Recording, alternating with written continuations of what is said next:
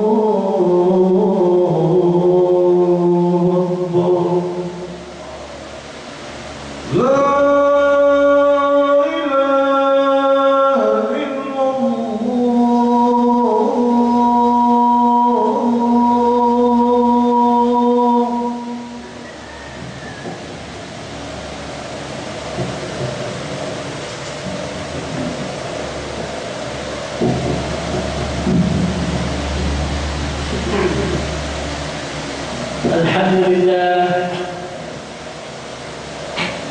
إن الحمد لله نحمده ونستعينه ونستغفره ونعوذ بالله من شرور أنفسنا ومن سيئات أعمالنا. من يهد الله فلا مضل له ومن يضلله فلا هادي له. أشهد أن لا إله إلا الله وحده لا شريك له، وأشهد أن محمدًا عبده ورسوله، صلوات الله وسلامه عليه وعلى آله وأصحابه ومن دعا وتمسك بسنته إلى يوم الدين. أما بعد، فيا عباد الله، أوصيكم ونفسي بتقوى الله عز وجل. اعلموا أن الله سبحانه وتعالى يقول في كتابه الكريم بعد أعوذ بالله من الشيطان الرجيم: يا أيها الذين آمنوا اتقوا الله حق تقاته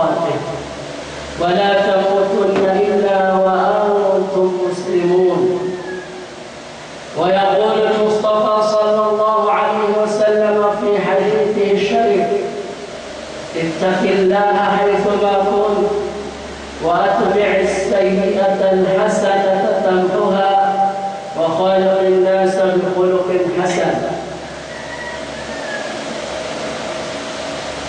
Mga kapatid sa pananampalatayang Islam,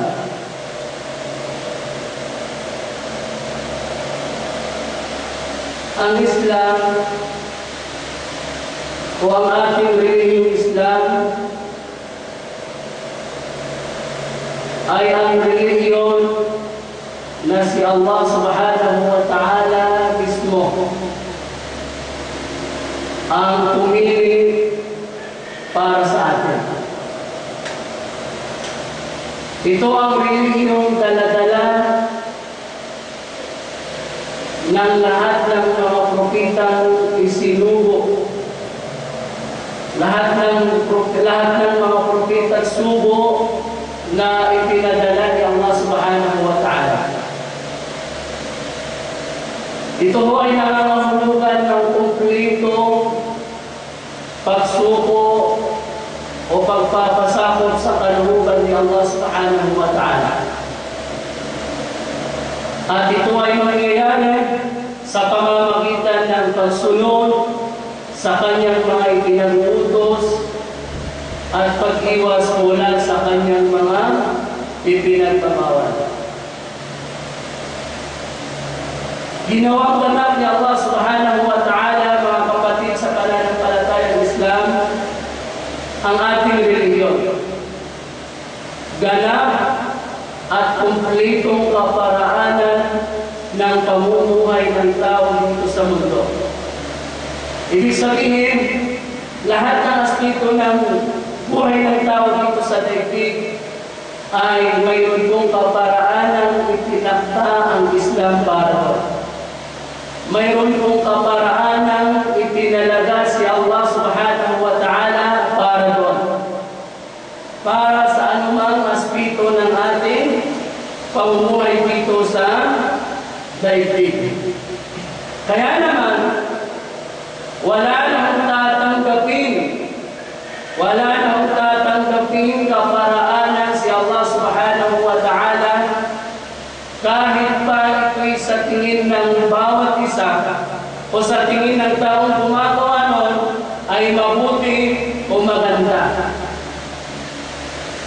Maliban sa kaparaanan na itinalaga o itinakda ni Allah subhanahu wa ta'ala at walang iba kundi ang kaparaanan o pamamaraan ng Islam.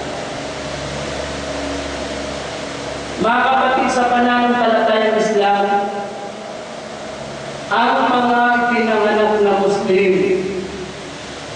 ang mga natuklasan ang Islam, laking pasalamat natin ito sa Allah subhanahu wa ta'ala o kay Allah subhanahu wa ta'ala.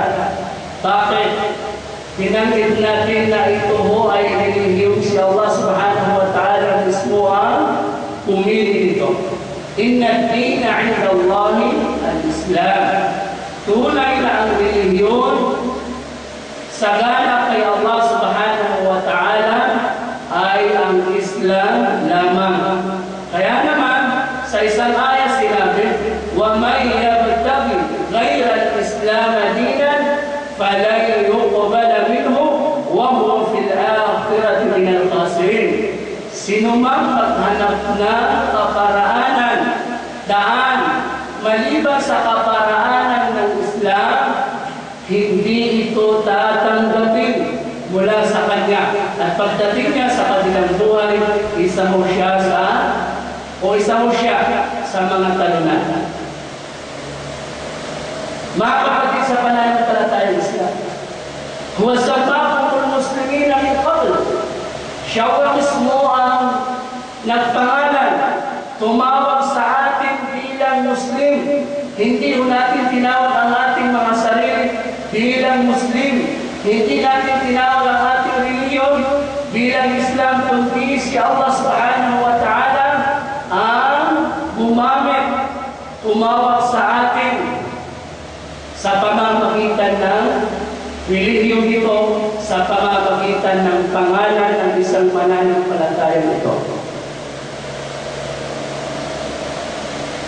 Nabanggit po natin, ito'y ganap, ginawang ganap, kumplitong kaparaanan, at wala ng ibang kaparaanan tatanggap insyaAllah subhanahu wa ta'ala maliban dito. Lahat ng aspeto ng pamumuhay ng tao ay may kaparaanan itinakda insyaAllah subhanahu wa ta'ala para doon. Kabilang sa mga kaparaanan itinakda, itinalaga sa ating Allah subhanahu wa ta'ala ay ang karapatan at magandang asal ng isang Muslim tungo sa kanyang kapwa mananampalataya. Mga kapatid sa mananampalataya ng Islam, ang usaping ito ay napakalawak. Ang may kinalaman sa usaping ito ay napakalawak kung pag-uusapan natin. At dahil ito ay napakahalaga, isa sa napakahalagang dapat maunawaan, maintindihan, malaman ng bawat Muslim, samahan niyo akong pag-usapan ang ilan sa mga ito. Mga kapatid sa pananampalatayang Islam, kabilang sa mga karapatan at magandang asal ay napapaloob sa mga hadith na ating babanggitin. Tandaan mo natin ito. Ito mo ay isang forma ng pag-aaral na kung saan sa pamamagitan ng maiksing oras ng ating khutbah, marami tayong matututunan. Bahagi ito ng pagsasaliksik ng kaalaman para sa ating reliyon, nang matutunan natin kung paano dapat tayo mabuhay dito sa daigdig na ating ginagalawan. Ano ang nabanggit ng ating mahal na Propeta Muhammad sallallahu alaihi wasallam na may kinalaman sa paksang ito? Qala Rasulullah sallallahu alaihi wasallam, haqqul muslimi 'ala al-muslimi sittun.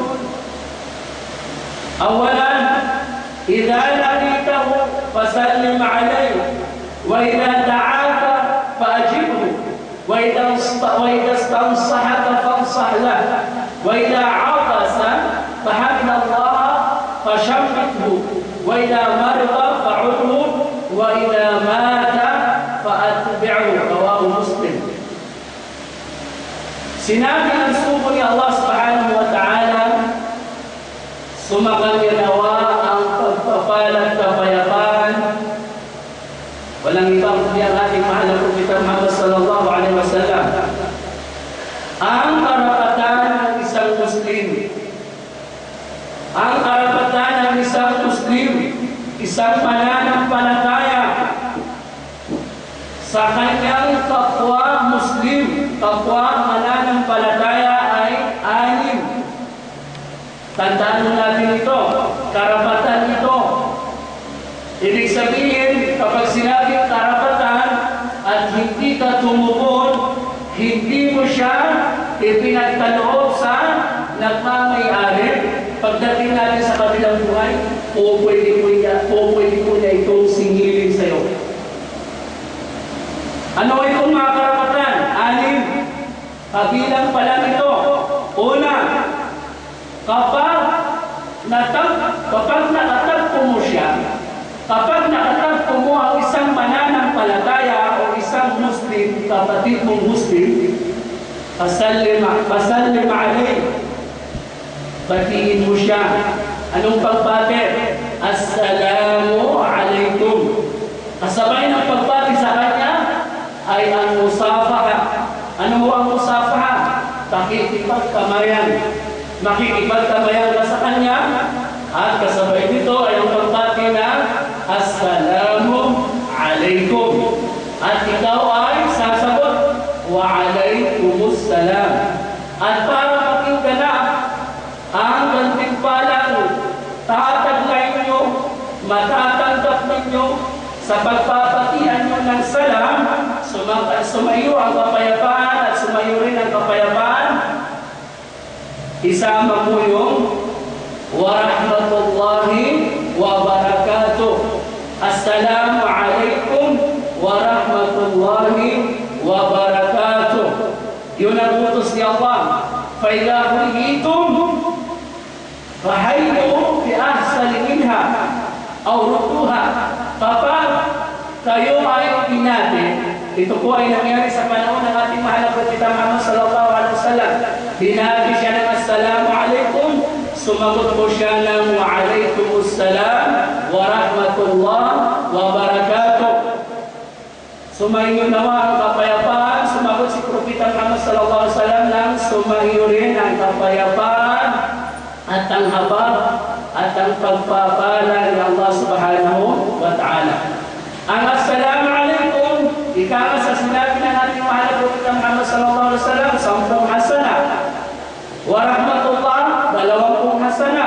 Wa barakatuh, 30 hasana. Ang matatanggap ng taong pinigkas o bumati ng kumpletong pagbati.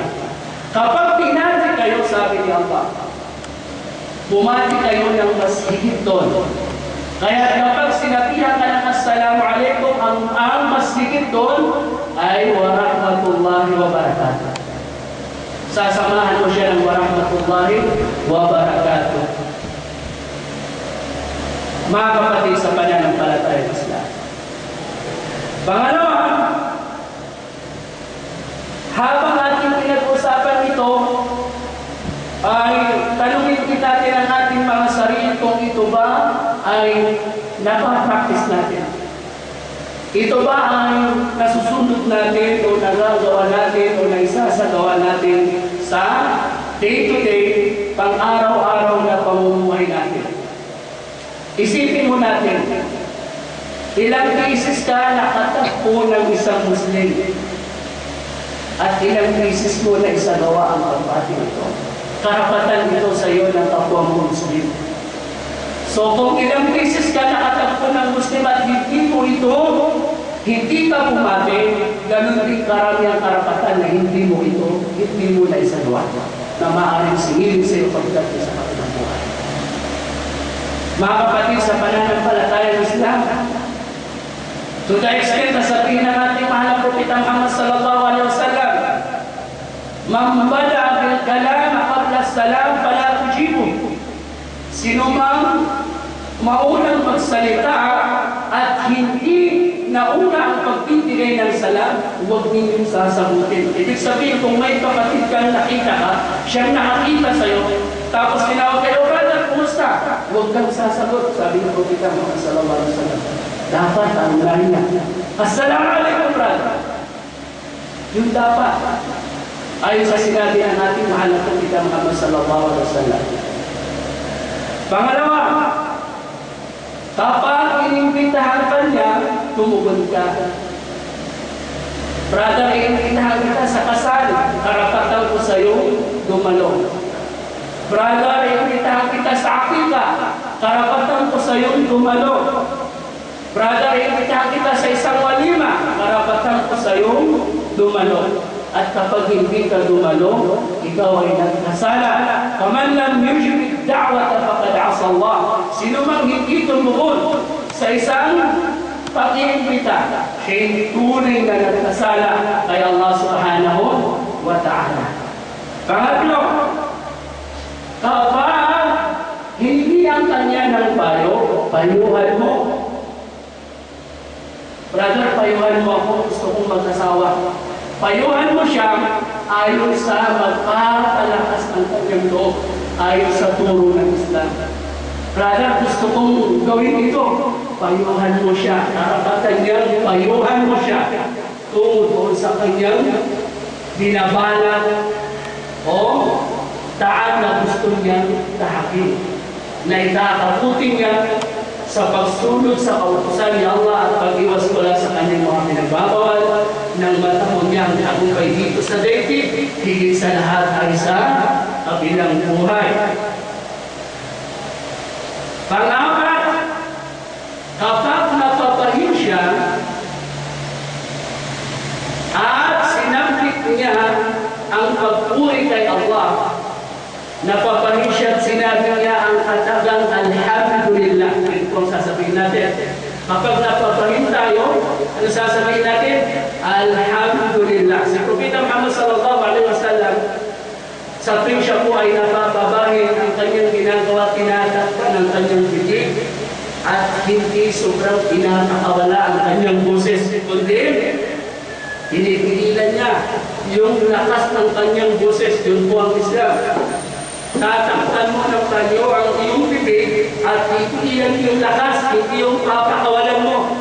Yun po ang kaparaanan ay tinuro sa akin ni Propeta Muhammad sallallahu alaihi wasallam, at kasabay nitong sasampitin mo ang salita Alhamdulillah. At kapag narinig natin yun, ano ho ang sasabihin natin? Pasyamnithu, ipanalangin mo siya ng pagpapala kay Allah subhanahu wa ta'ala. So paano po yun? Sasabihin mo ang katagal, Yarhamukallah. At ikaw naman na napapahim ay tutugon sa pamamagitan ng Allahu yaghfirullahu li wa la udikayay yahdikumullahu wa yuslihu balakum. Kailangan natin matutunan ang mga panalangin na ito sapagkat karapatan ito sa atin ng ating kapwa Muslim. Panglima, pag siya'y nagkasakit, huwag na tayo lumayo sa lugar mo lang, yung kapitbahay mo lang ng mga Muslim. Marami dyan nagkakasakit. Ano ho ang karapatan nila sa'yo? Ano ho ang karapatan sa atin na kapatiran natin nagkakasakit? Dalawin mo siya. At kapag hindi mo siya dinalaw, sa hadis qudsi, sinabi ni Allah subhanahu wa ta'ala, Ya ibna Adam, maridtu falam ta'udni. Ay anak ni Adam, nagkasakit ako, ngunit hindi mo ako dinalaw. Nakakapagtaka. Ipinagtaka ng isang tao, ipinagtaka ng anak ni Adam, O Panginoon Allah, paano mo kayo magkakasakit na kayo Panginoon? Sabi ni Allah, hindi mo ba alam na nagkasakit ang aking alipin? Kapitbahay mo pa naman, hindi mo siya dinalaw. Hindi mo ba alam na kung dinalaw mo siya, natagpuan mo ako doon? Mga kapatid, sa pananampalatayang Islam, mga karapatan na pabayaan, na siya rin ang nakikita nating malaking dahilan kung bakit malayo tayo sa tulong ni Allah subhanahu wa ta'ala. Bakit? Yung mga ultimo, yung mga basic na dapat natin pinapractice, hindi natin napapractice. Mga kapatid, sa pananampalatayang Islam. At mayroon kang panalangin. Hahawakan mo sa pamamagitan ng kanang kamay mo at ipapanalangin mo siya kay Allah na saling magalingin siya. Allahumma Rabban Nas. O Allah na Panginoon ng mga tao, Adhibil Basa, pagalingin mo ang sakit. Ishri anta asyafi shifa'uka shifa'an la yugadiru sukman. Pagalingin mo ang aking kapatid. Ikaw ang nagpapagaling sa mga sakit, at ang pagpapagaling mo, wala siya iiwan ng sakit. Pagalingin mo ang aking kapatid. Karapatan. Ito ba? Tanungin natin ang ating mga sarili, ito ba yung naisang gawa natin? Ito ba ay nagawa natin para sa ating kapatid? Mga kapatid sa pananampalatayang Islam. Panganim, kapag siya'y pumanaw, namataan, anong gagawin natin? Magtatanong lang tayo? Hindi, kung may kakayahan ka. Ito lahat ay depende sa capability mo. Depende sa availability mo. Kasi hindi maaari na may Muslim ng natin sa Amerika pupunta ka doon para saksiyan. Wala yung sa capability natin. So, ito ay more on sa ating mga kapitbahay, sa mga kaya natin puntahan, mga kapatid sa pananampalatayang Islam. Kapag siya'y pumanaw, anong gagawin mo? Saksihan mo ang kanyang pagpanaw. At hindi lang yun, sumama, kung kaya sumama ka sa paglibing sa kanya. Dalawang pira, kapag ikaw ay sumama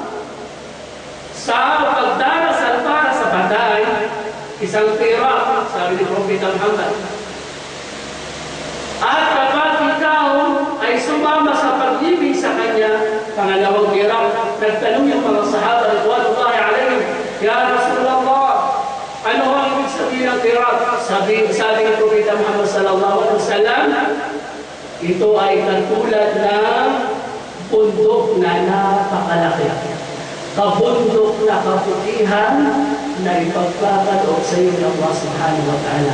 Malaking bundok. Yun ang magiging ganti na pakikilangan mo at pagsama mo sa pag-ibig sa kapatid. Pagdarasal at pag-ibig sa Kanya. Mga kapatid sa pananampalatayang Islam. Sa isang hadith, la yu'minu ahadukum hatta yuhibba li akhihi ma yuhibbu li nafsihi. Sa riwayat Ahmad, Imam Ahmad kasama yung wa yakrahu lahu ma yakrahu li nafsihi. Hindi ganap na mananampalataya ang sinuman sa inyo. Ang isa man sa atin na hindi magiging ganap na mananampalataya hanggat hindi niya naisip sa kanyang kapwa-Muslim o kapatid na mananampalataya ang anumang kabutihan. Kabutihan ang anumang kabutihan ninanais mo o ninanais niya sa kanyang sarili. Kung nais mong magtagumpay, naisip mo rin yun sa kapwa mo. Magbigay tayo ng malinaw na halimbawa. Kung ikaw ay isang mangangalakal, kung ikaw ay isang nagtitinda, at magkatabi kayo ng pwesto ng kapatid mong Muslim, paano mo isasagawa ang mahalin mo, naisip mo sa kapwa mo Muslim, ang ninanais mo sa sarili mo? Anong naisip mo sa sarili ko? Humita. Naisip ko rin mo sa kanya. Kaya ang mga sahaba, ang mga tabi'in, pag pinasa natin ang kanilang mga history, maraming pumasok sa Islam dahil ang isa pamamagitan ng pagmamahal na po. Ano nga gawin mo? Hindi mo aangkinin, hindi ka magiging selfish, makasarili, na gusto mo lang ikaw ang kumita, kundi hayaan mo rin kumita katulad mo ang kapatid mo.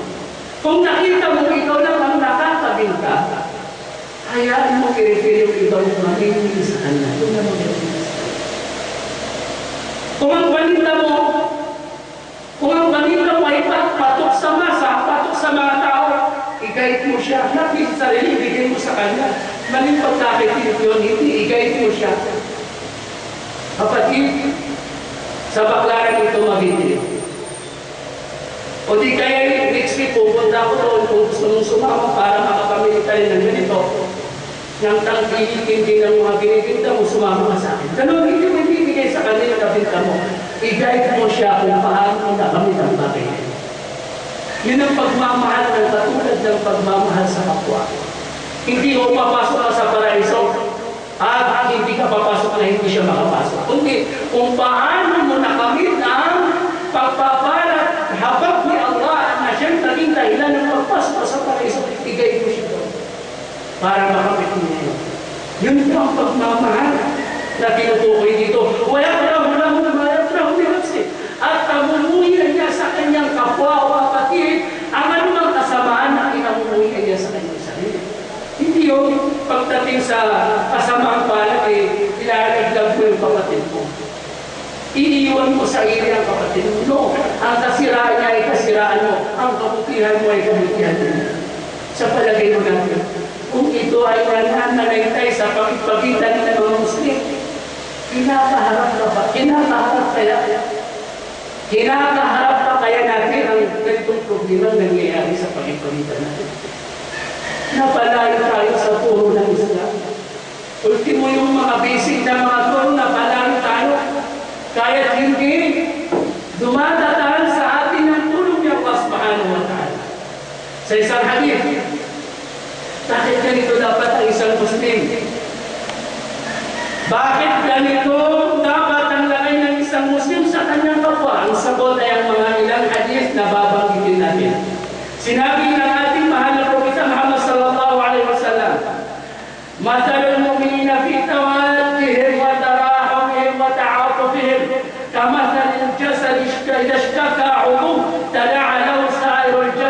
السهل والأمة. Ano ang ibig sabihin nito? Ang halimbawa ng mga mananampalataya sa kanilang pagmamahalan, paghahabagan, pagdadamayan ay kasimpulan ng isang katawan. Ano ang mangyayari? Kapag may tumain na parte sa ating katawan, ulo lang ba nasasaktan kung masakit ang ulo mo? Hindi. Tadaan sa irod-jasad. Ito po ay mananalaitay sa saklaw sa kukuhan ng ating katawan. Kung ikaw ay nakaramdam ng puyat, hindi lang mo yung mata mo na puyat at tumatak yung isip mo, hindi. Kundi bagsak ang entire, ang whole body, bagsak. Kapag ikaw ay nakaramdam ng lagnat o sinat, buong katawan mo ay tamlan. Ganyan dapat ang mga mananampalataya sa kanilang pagmamahalan, paghahabagan, pagdadamayan. Saan na ho ito? Ito dapat ang isingit natin sa pagpagitan natin, sapagkat napalay tayo sa turo, basic na turo ng ating pananampalataya. Sa isang hadith na binanggit muli ng ating mahal na Propeta Muhammad sallallahu alaihi wasallam, al-mu'minu lil-mu'mini kal-bunyan yashuddu ba'dahu ba'da. Ang isang mananampalataya para sa kanyang kapwang mananampalataya ay katulad ng isang gusali. Ano ang isang gusali? Kung saan pinapaitim ng bahagya nito ang iba pang bahagi. Mga kapatid sa pananampalatayang Islam, ang ating mga nabanggit ay bahagya pa lang ng usaping may kinalaman sa mga karapatan at magandang asa ng isang Muslim tungo sa kanyang kapwa. Ganito dapat nagkakaisa, nagkakasundo, nagtutulungan, nagdadamayan, naghahabagan ang mga Muslim sa pagitan nila. Ito'y kabilang sa pagsunod sa utos ni Allah subhanahu wa ta'ala at pag-iwas mula sa kanyang mga pinagpabawal na siyang tinatawag mismo na taqwa, ang pagtatakot kay Allah. Ito'y kabilang sa pagsamba na siyang magbuwang dahilan ng paglalang sa ating Allah subhanahu wa ta'ala dito sa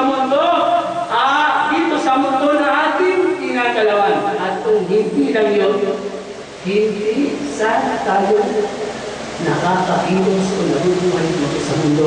Wapong bihada, wasmagpabuhan niyo na ito. Walisaya ng sa pinagpulitan, basta po inawa ito.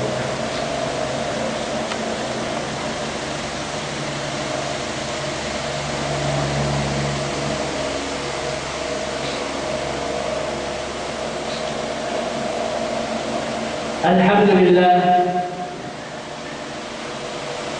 والصلاة والسلام على أشرف المرسلين حبيبنا محمد وعلى آله وأصحابه أجمعين أما بعد. Mga kapatid sa pananampalatayang Islam, bilang pangulit, hayaan niyo ako paalalahanan kayo at ang aking sarili ukol sa sinabi ng Allah subhanahu wa ta'ala. بعد أعوذ بالله من الشيطان الرجيم إنما المؤمنون إخوة فأصلحوا بين أخويكم واتقوا الله لعلكم ترحمون. Yung katagang innama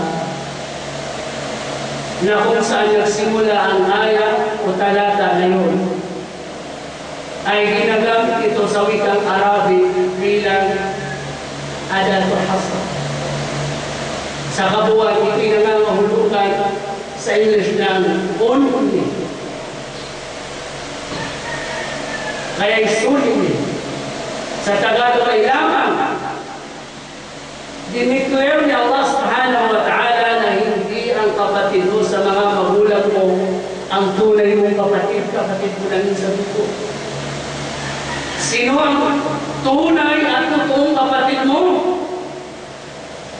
Ang mga mananampalataya, sila lamang ang tunay at totoong magkakapatid. Alam nyo, kung gagawa tayo ng comparison. Mayroon mga magkakapatid na nagpapatayan, magkakapatid sa bumo. Pero kung ang nananalaytay sa bawat isa sa atin ay ang kapatiran sa Islam, over my dead body. Masasaktan ko lang ang aking kapatid kung makatay dito. Mga kapatid sa pananampalataya ng Islam. Kaya naman, فَأَصْلِحُوا بَيْنَ أَخَوَيْكُمْ. Ayusin nyo, sabi ng Allah. Ayusin nyo. Hindi palalain nyo. Ayusin nyo ang pagitan ng inyong kapatiran. Kung may sama ka ng loob sa kapatid mo, makipagkarito ka, makipagkayos ka. Inabuto sa'yo, فَأَصْلِحُوا بَيْنَ أَخَوَيْكُمْ وَاتَّقُوا اللَّهَ. Matakot kayo kay Allah. Ibig sabihin, sumunod kayo sa pinag-uutos ni Allah at umiwas kayo mula sa kanyang mga pinagbabawal. Anong inutos ni Allah? Ta'awanu 'alal birri wat taqwa. Magtulungan kayo sa kabutihan at sa pagpapalaganap ng taqwa. Takot kay Allah. Wala ta'awanu. Ano yung pinagbawal ni Allah? Huwag kayong magtutulungan sa pagkaaway-away. Sumunod kayo sa utos ni Allah. Matakot kayo kay Allah subhanahu wa ta'ala. La'allakum turhamun. Nang sa gayon, pahabagan kayo ng Allah. Matamong ninyo ang habag niya. Nandito ang habag niya Allah subhanahu wa ta'ala. Sa isang hadith, innal mu'mina min ahli al-iman bi manzilati ar-ra's min al-jasad. Ya'lamu al-mu'minu bi ahli al-iman kama ya'lamu al-jasad bima fi ar-ra's. Rawahu al-Imam Ahmad fi Musnad. Ang isang mananampalataya ay tunay ng katulad ng katayuan ng ang isang mananampalataya ay tunay ng katulad ng katayuan ng ulo sa katawan. Paano yun? Masakit sa isang mananampalataya ang anumang masakit sa mga kapwa niya mananampalataya. Katulad ng paano masakit sa katawan ang anumang masakit sa ulo. Mga kapatid sa pananampalataya ng Islam, mga bagay na dapat malaman at maunawaan ng sinumang mananampalataya, lalo na kung nasa larangan ka ng pagpapalaganap ng Islam o ng da'wa. Sa mga aya at hadith na ating nabanggit, na pagtanto natin ang mga Muslim ay pangkat ng mga taong sumasamba sa tunay na Diyos. Walang iba kundi si Allah sa ilalim ng relihiyong Islam na siya mismo ang nagtatag. Naunawaan nila at naiintindihan nila na hindi sila lalalamin ng may kapal dito sa daigdig malibay sila'y dapat mamuhay sa kapakanan ng Islam. Sila sa pagsulong sa mga kautusan at pag-iwas mula sa mga ipinagbabawal at sa pagpapalaganap nito ay may hawa, kamay, kapitpisik, at walang iwanan hanggang sa makaligtas sila mula sa naglalagaw na apoy sa impyerno at makapasok sa kaaya-ayang buhay doon sa paraiso ni Allah. At lahat ng ito ay matatamo lamang sa pamamagitan ng habag ni Allah subhanahu wa ta'ala. Inna Allah wa malaikatahu yusalluna 'alan nabi ya ayyuhalladhina amanu sallu 'alaihi wa sallimu taslima. Allahumma salli 'ala sayyidina Muhammad wa 'ala ali Muhammad kama sallaita 'ala Ibrahim wa 'ala ali Ibrahim wa barik 'ala Muhammad wa 'ala ali Muhammad kama barakta 'ala Ibrahim wa 'ala ali Ibrahim fil 'alamin innaka Hamidum Majid. Qala rabbukum ud'uni astajib lakum ya rabbal 'alamin. اللهم اقسم لنا من خشيتك ما تحول به بيننا وبين معصيتك. اللهم اجعلنا بالايمان كاملين ولفرائضك موحدين وللزكاه فاعلين وعلى الصلوات حافظين وعلى الأخوة مصلحين برحمتك يا أرحم الراحمين. اللهم اقسم لنا من خشيتك ما تحول به بيننا وبين معصيتك ومن طاعتك ما تبلغنا به جنتك ومن اليقين ما تهون به علينا مصائب الدنيا ومتعنا باسماعنا وابصارنا وقواتنا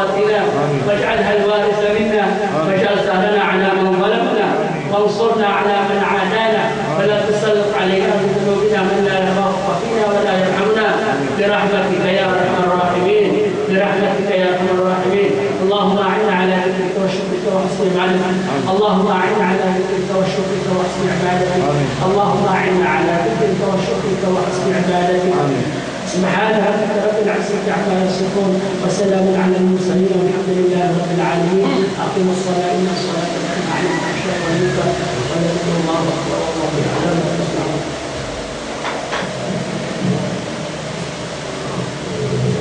الله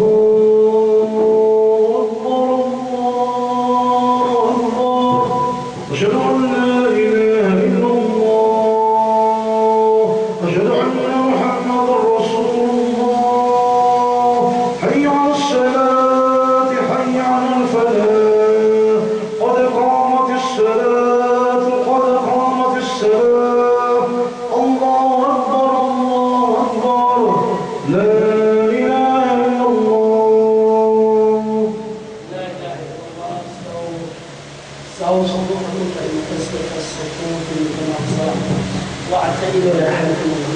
حال بين الكلام والاقدام وسيد الفلك. الله أكبر.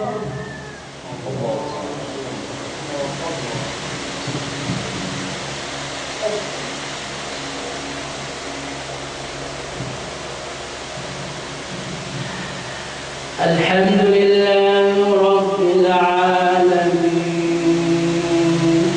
الرحمن الرحيم مالك يوم الدين إياك نعبد وإياك نستعين اهدنا الصراط المستقيم صراط الذين أنعمت عليهم غير المغضوب عليهم ولا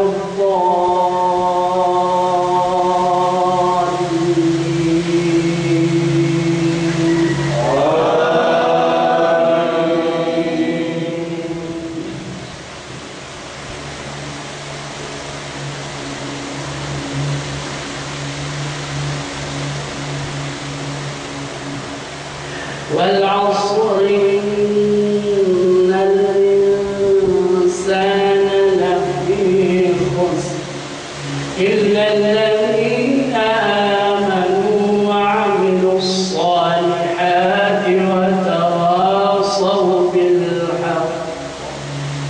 وتواصوا بالحق وتواصوا بالصبر. الله أكبر الله أكبر.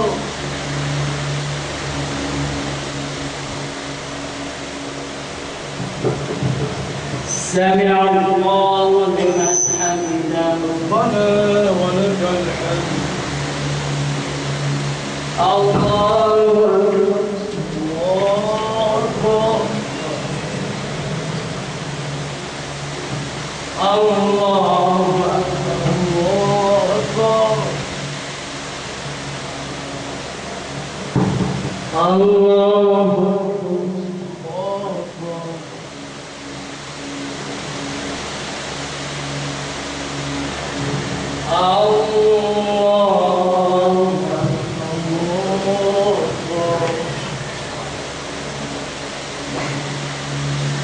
الحمد لله رب العالمين الرحمن الرحيم مالك يوم الدين إياك نعبد وإياك نستعين اهدنا الصراط المستقيم صراط الذين أنعمت عليهم غير المغضوب عليهم ولا الضالين.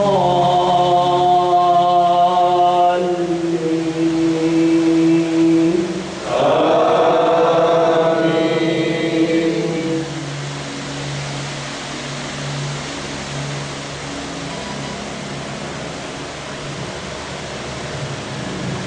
والعصر إن الإنسان لفي خسر إلا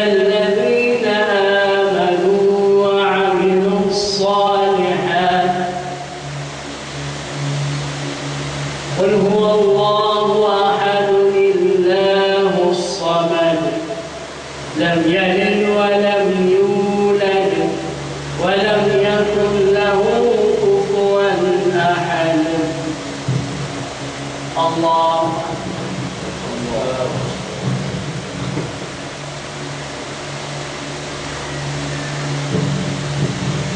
سمع الله لمن حمده. الله أكبر.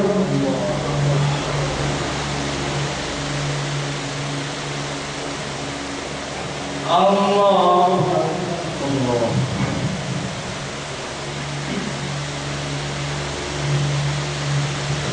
الله. الله أكبر.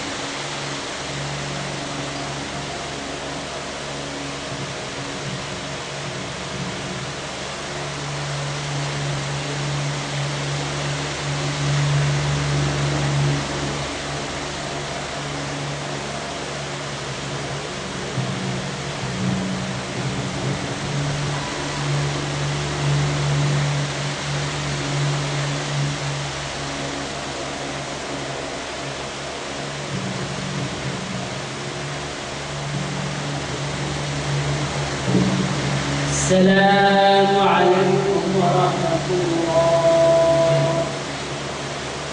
السلام عليكم ورحمة الله. السلام عليكم ورحمة الله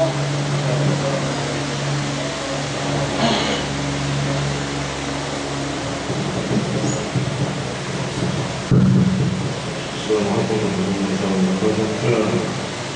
Alhamdulillah, Khatib Al-Anbiya, si Ustaz Al-Salta.